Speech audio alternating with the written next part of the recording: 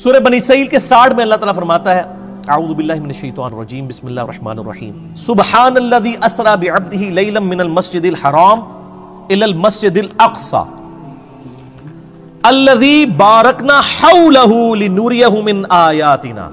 پاک ہے وہ ذات جو راتوں رات اپنے بندے کو لے گئی مسجد حرام سے ایک دور کی مسجد یعنی ایلیا میں بیت المقدس کی طرف.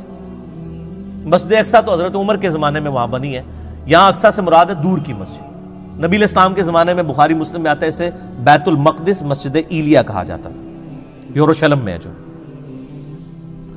سیر کروائی الذی بارکنا حولہ، وہ جگہ ہے جہاں کے ارد گرد کے ماحول کو اللہ نے بابرکت بنایا ہے. وہ کیا بابرکت ہے؟ 4000 نبیوں کی قبریں ہیں وہاں پہ. لِنُرِيَهُ مِنْ آیَاتِنَا، تاکہ اللہ تعالیٰ اپنی قدرت کی بڑی بڑی نشانیاں اپنے محبوب کو دکھائے صلی اللہ علیہ وآلہ وسلم. اِنَّهُ هُوَ السَّمِيعُ الْبَصِيرُ، بے شک اللہ تعالیٰ سننے والا دیکھنے والا ہے. یہ جو قدرت کی بڑی بڑی نشانیاں دکھائی ہیں نا، ان میں سے ایک نشانی راستے میں یہ بھی دکھائے گی الاسراء والمعراج میں.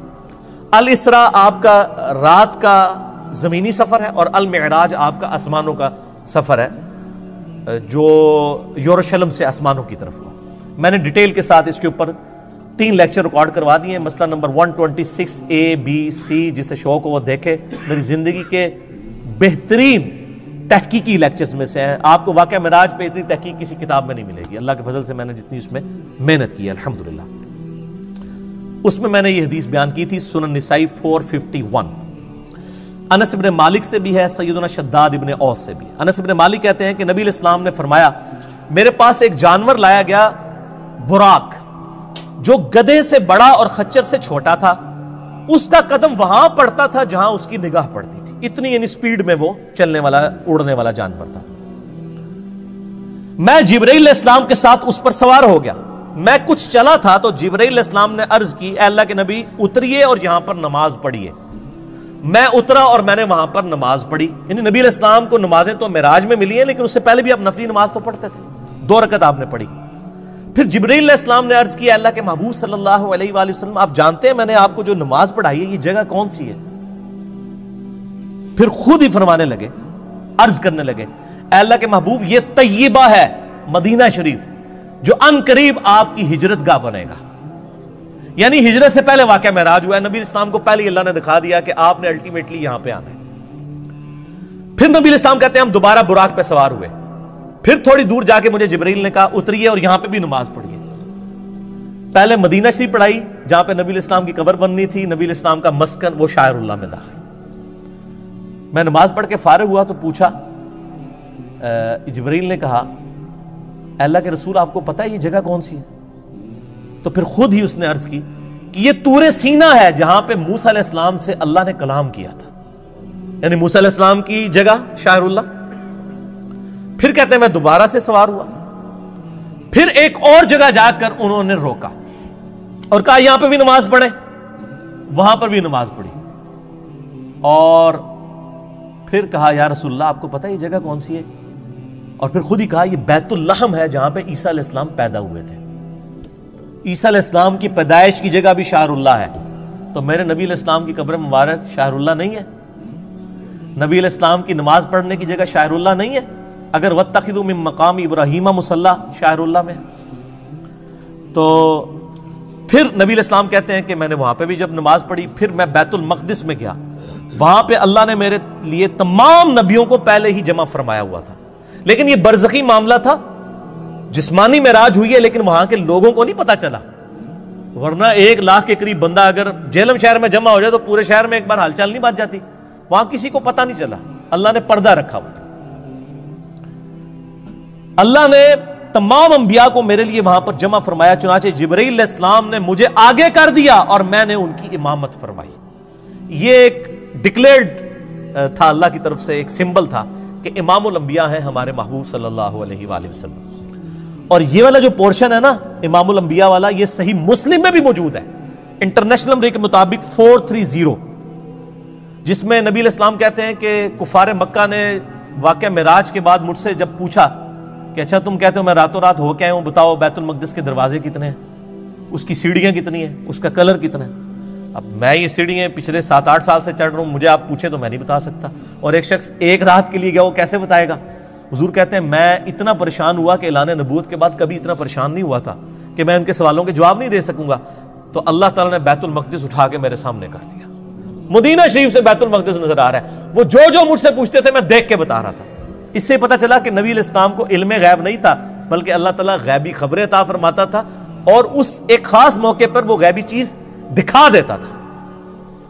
یہ صحیح مسلم 430 انٹرنیشنل نمبر کے مطابق. اس میں یہ آتا ہے کہ میں جب معراج میں بیت المقدس میں پہنچا اور تمام نبیوں کو میرے لیے وہاں پر جمع کیا گیا, تو مجھے جبرائیل نے کہا آپ ان کی امامت کروائیں. صحیح مسلم 430. تو میں نے ان کی امامت کروائی, اور بڑے رکت انگیز الفاظ ہیں جی. حضور کہتے ہیں میں نماز پڑھ کے جب فارغ ہوا تو جبرائیل علیہ السلام نے مجھے کہا یا رسول اللہ صلی اللہ علیہ وآلہ وسلم, آپ کے پیچھے داروغہ جہنم سیدنا مالک علیہ السلام کھڑے ہوئے ہیں, جن کا نام سورہ الزخرف کی آیت نمبر 77 میں آیا. داروغہ جہنم, داروغہ جنت ہیں رضوان, اور داروغہ جہنم مالک. آپ کے پیچھے مالک کھڑے ہیں داروغہ جہنم, تو اے اللہ کے محبوب آپ ان کو سلام کیجئے. نبی علیہ السلام کہتے ہیں میں مڑ کے جب سلام کرنے لگا تو اس نے پہلے ہی مجھے کہہ دیا السلام علیکم, یعنی اس نے نبی علیہ السلام کو پروٹوکول دیا. پھر نبی علیہ السلام نے وعلیکم السلام کہا. یعنی اس کائنات میں جتنے فرشتے ہیں, جتنے انبیاء ہیں, وہ نبی علیہ السلام کا احترام کرتے ہیں. یعنی داروغہ مالک نے یہ انتظار نہیں کیا کہ حضور میری طرف متوجہ ہو کے مجھے سلام میں پہل کریں. جیسے حضور مڑے ان کا السلام علیکم یا رسول اللہ صلی اللہ علیہ وآلہ وسلم. سبحان ربک رب العزت عما یصفون وسلام علی المرسلین والحمد للہ رب العالمین. صلو علی الحبیب اللہم صلی علی محمد وعلی آل محمد کما صلیت علی ابراہیم وعلی آل ابراہیم انک حمید مجید. اللہم بارک علی محمد وعلی آل محمد کما بارکت علی ابراہیم وعلی آل ابراہیم انک حمید مجید. اچھا, یہ حکمت کیا تھی نبیوں کو وہاں جمع کرنے میں؟ یہ بھی ٹروتھ میں ریویل معراج والے لیکچر میں نے کیا, میں آج بھی کر دیتا ہوں. سورہ آل عمران کی آیت نمبر ہے 81. اعوذ باللہ من الشیطان الرجیم, بسم اللہ الرحمن الرحیم. وَإِذْ أَخَذَ اللَّهُ مِيثَاقَ النَّبِيِّينَ, اور وہ وقت یاد کرو جب اللہ نے تمام نبیوں سے, ان کی روحوں سے یہ عہد لیا تھا. لَمَا آتَيْتُكُمْ مِنْ كِتَابٍ وَحِكْمَةٍ, جب میں تمہیں کتاب اور حکمت دے کر بھیجوں. ثُمَّ جَاءَكُمْ رَسُولٌ مُصَدِّقٌ لِمَا مَعَكُمْ, اور تم پیغمبر ہو اور تمہاری پیغمبری کے دوران کوئی اور رسول آ جائے جو تمہاری تصدیق کرے. لَتُؤْمِنُنَّ بِهِ وَلَتَنْصُرُنَّ, تو تم پر یہ لازم ہے کہ تم نے اس کی بھی تصدیق کرنی ہے اور اس کی مدد بھی کرنی ہے, جیسا کہ حضرت یحییٰ علیہ السلام نے حضرت عیسیٰ علیہ السلام کی تصدیق کر دی, دونوں ایک زمانے میں. ٹھیک ہو گیا؟ تو اسی طریقے سے اللہ تعالیٰ فرما رہا ہے جو کوئی بھی پیغمبر ہے, اور اسی کا کلائمیکس یہ ہے کہ اگر میرے نبی آ جائیں صلی اللہ علیہ وآلہ وسلم تو تم تمام نبیوں نے ان کی تصدیق کرنی ہے. اب بڑے سخت الفاظ ہیں. قال اقررتم, اے نبیوں کیا اقرار کرتے ہو؟ وَأَخَذْتُمْ عَلَى ذَلِكُمْ إِسْرِي, اور اس پہ میرا یہ بھاری ذمہ اٹھاتے ہو کہ جب نبی علیہ السلام تمہاری زندگی میں آ جائیں تو تم نے ان کی مدد بھی کرنی ہے اور ان پہ ایمان بھی لانا ہے. اللہ اکبر. قالوا اقررنا, تمام نبیوں نے کہا ہم اقرار کرتے ہیں. قال فاشهدوا وَأَنَا مَعَكُمْ مِنَ الشَّاهِدِينَ, تو پھر کہا کہ دیکھو میں بھی تمہارے ساتھ گواہوں میں شامل ہوں, ایک دوسرے پر گواہ ہو جاؤ کہ جب نبی علیہ السلام آئے تو تم تمام نبیوں نے ان کی تصدیق بھی کرنی, ان کی مدد بھی کرنی. ابھی یہاں پہ بات ختم نہیں ہوئی, آگے فتویٰ بھی آ رہا ہے بڑا گاڑا. فَمَن تَوَلَّى بَعْدَ ذَلِكَ, اگر تم نبیوں میں سے بھی کوئی پھر گیا نا کہ اس نے میرے نبی علیہ السلام پر ایمان نہ لایا, ان کی زندگی میں اگر وہ آ گئے, فَأُولَئِكَ هُمُ الْفَاسِقُونَ, تو ایسا پیغمبر بھی پھر فاسق ہوگا. وَلِعَاذُ بِاللَّهِ تَعَالَى. یہ انبلیویبل بات ہے. یہ بھاری ذمہ جو اٹھوایا تھا, اس کی پریکٹیکل اپلیکیشن وہ بنی واقعہ معراج, صحیح مسلم 430, کہ تمام نبیوں کو جمع کیا گیا, تمام نے نبی علیہ السلام کی تصدیق کر دی, کیونکہ پریکٹیکلی تو ایسا نہیں ہوا تھا, آپ کے باتوں کے پیغمبر نہیں آنا. تو وہ اللہ تعالیٰ نے ایک اسپیشل ایک مجلس کا انعقاد کیا.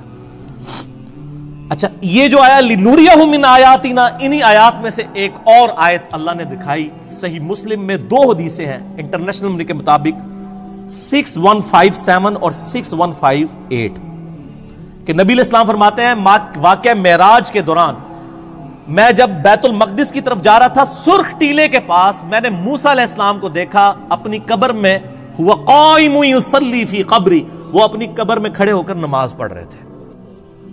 یہ صحیح مسلم 6157 اور 6158۔ تو موسیٰ علیہ السلام کو اپنی قبر میں نماز پڑھتے ہوئے نبی علیہ السلام نے اس واقعہ معراج میں دیکھا۔ باقی یہ انتہائی انٹرسٹنگ چیز ہے، واقعہ معراج پہ آپ جتنی بھی کتابیں پڑھیں آپ کو زیادہ تر کہانیاں ملیں گی۔ میں نے محنت کر کے ہفتوں لگا کے آلموسٹ 4-5 گھنٹے کی یہ 3 نشستوں میں ریکارڈنگ کروائی ہے، مسئلہ نمبر 126 ABC۔ آپ کا دل خوش ہو جائے گا۔ واقعہ معراج پہ آپ کو اس کے بعد کوئی کتاب اور آپ سینکڑوں لیکچرز بھی سنیں، وہ چیزیں نہیں ملیں گی انشاءاللہ جو میں نے اس میں ریکارڈ کروا دی ہیں، وہ ضرور دیکھیے گا۔